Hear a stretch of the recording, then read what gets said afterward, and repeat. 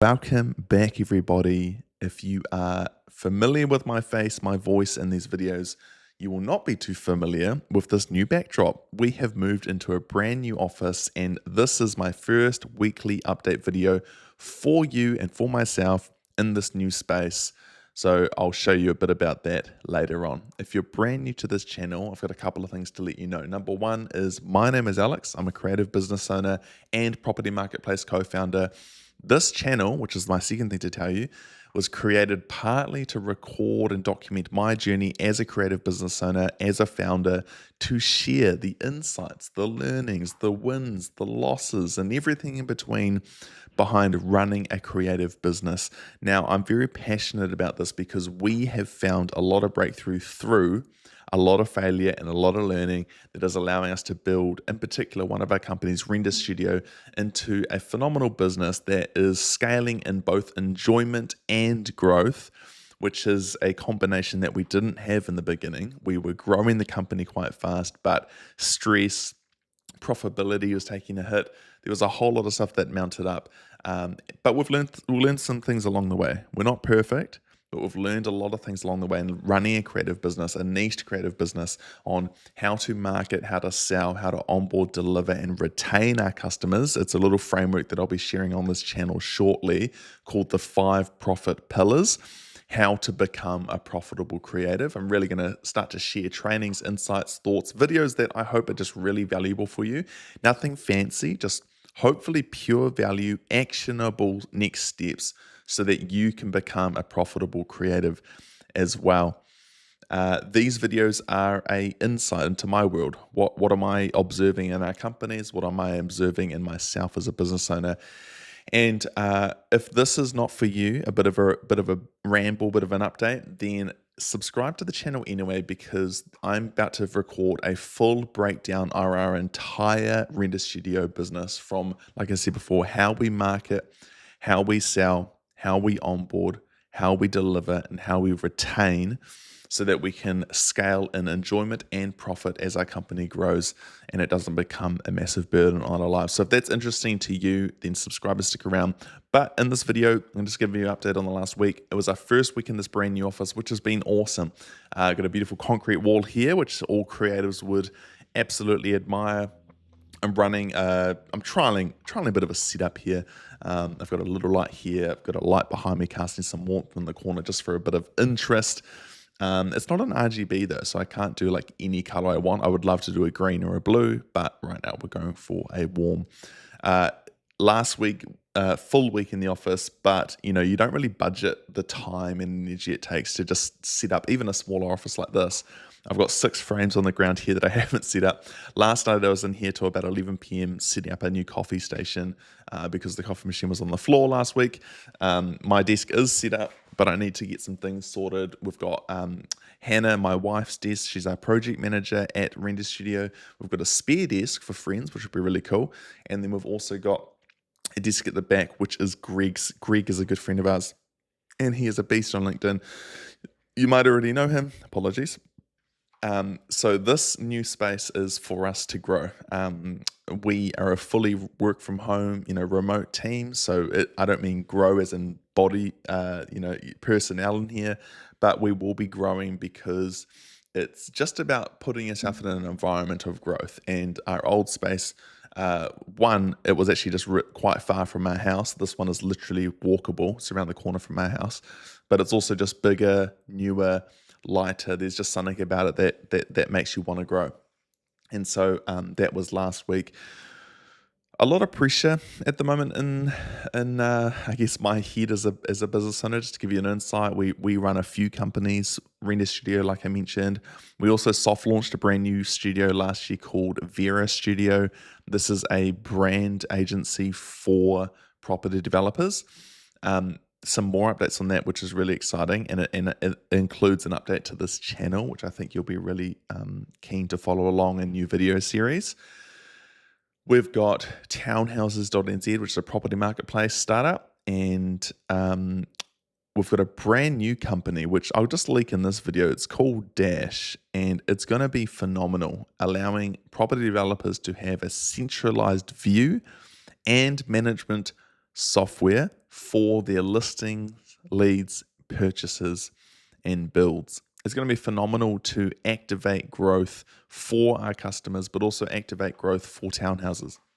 Now, there's a lot going on. And so when I talk about pressure, I just mean when you are a business owner, you want to have as much clarity as possible because you need to be a leader, you need to be on, you need to be strategic, you need to be empathetic, you need to be all of these traits, right, when you're running a business. And when you add pressure, you remove the ability to have space to flow in between those roles, and it can all become a bit of a big mess. And so I feel like the last week of moving into a new office, businesses growing, but also businesses that grow have tensions every now and then. You have a constraint with a team member. One of our team members is in the Gold Coast getting hammered by a cyclone right now. And so some things in business you just can't plan for. And so that can affect timelines and delivery dates and also like the welfare of that artist. And so it's trying to, that's a dynamic. And then we've got our marketplace, which has got a brand new back end being developed. And so that adds pressure on the pipeline of new signups, but also current users using the old platform. And so all this pressure can cause you to not have clarity. And that can be a dangerous place to be as a business owner.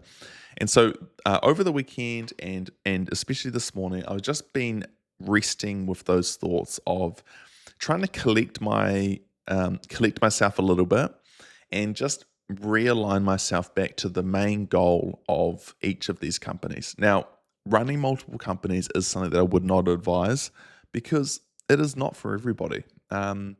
I like to think that I can carry a lot, but even then, there's a lot of pressure right now, and so I'm looking for ways to alleviate that. Now, there are a couple of ways to alleviate pressure. 3 in particular, which I'll share this framework with you, which is the automate, delegate, and eliminate framework. Now, if you've got pressure building up in your business, then you can segment or cut your business down into all of the areas. So, for example, 5 common areas are marketing, sales, onboarding, delivery, and retention. And you could just go through those pillars, through those areas in your business and just apply these 3 frameworks to it. So, for example, you might be like, man, we're having a real bottleneck with marketing because we're not generating enough leads because we're just not marketing, and that's because we don't have time, or there's a pressure point on producing more content or running ad or just testing ads or refining ads. And so you can look and then go, okay, well, can we automate this? So is there a way to automate content, automate marketing? Well, yeah, like there's softwares you can get, scheduling, use AI to create, help you get started and edit. And so there's tools there. And you go, okay, well, it might get to a certain point we go, we can't automate it anymore. So the next threshold, the next framework to use is delegate. So delegation would be delegating roles to people, either hiring a contractor, delegating more roles to existing team members, or just finding a way to alleviate that pressure. You'll also then get to a point where you can't delegate any further. And so if there's still pressure in that part of the business, then you get to the 3rd framework, which is eliminate. So can we just eliminate this, or should we just eliminate this thing? Because if you've automated to the nth degree, you've delegated to the nth degree, and there's still pressure, then there's probably part of that pillar in your business that you should just eliminate. Sometimes it's just that you've got too much software, and so you should just eliminate that software because it's causing harm. Sometimes you might have a team member that you hired for a particular role to build a solution in your company that you've outgrown. So you might have a long-standing team member which is attached to a process that's not really needed anymore, and so you may need to eliminate, which sounds very aggressive, that person, or at least that role that person is performing, and maybe shift them around. And so if you can look at through the lens in your company, these frameworks of automate, delegate, and eliminate, you become you acquire the ability to really prune your company down to bring it back to a really lightweight, aligned position. And so for me, that's kind of how I'm looking at things this week. I'm going, all right, I need to get clarity. There's a bit of pressure. So what can I automate? What can I delegate?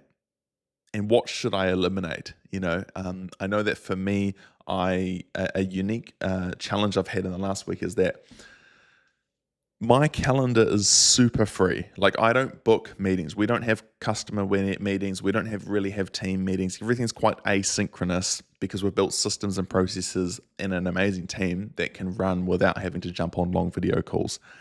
Now, I don't do calls, and so my calendar is actually like super empty during the week. And sometimes it gives me the illusion that I've got a lot of free time. Whereas just because my calendar is empty doesn't mean that my to-do list is empty, because my to-do list is pretty much endless. If you're running a software company and a service company, your to-do list is always going to be full. And so my trap, and something that I need to eliminate from my weeks, is like unnecessary networking or unnecessary like connecting with people just because it might lead to business.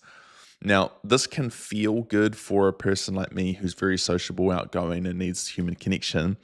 But very quickly, if my days, even if I add in a couple of extra meetings during the week, it can fill my week in ways that add pressure because I'm not agile and flexible like I need to be to run the companies that we're running. So for me, I'm going to look at my week this week and see what I can automate, delegate, and eliminate to make sure that I'm running as lean as possible. I am clear and agile and ready to go.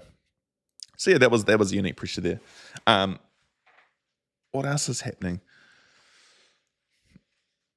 That's probably it, to be honest. Loving the new office. Got a lot on as always. Something that I'm looking into this week, not looking into, actually implementing, is some AI agents into my company. Now, I've been playing with agents for a while, and I've set up a couple of basic ones, but I'm going to be really toying, and so hopefully I can share more of that with you next week. But yeah, that's me. It's Monday. I'm going to get cracking into this. If you are interested in what I mentioned at the start of the video, the 5 profit pillars to becoming a profitable creative: marketing, sales, onboarding, delivery, and retention. If you are interested in growing your company at the same rate that you are growing enjoyment and profit, and not the other way around, then comment on this video, like this video, let me know, maybe just comment profit wherever you're watching this, because I'm going to be recording that really soon and I don't want you to miss out. I want you to be the first one to watch it. Anyway, have a great week, and I'll see you on the next video.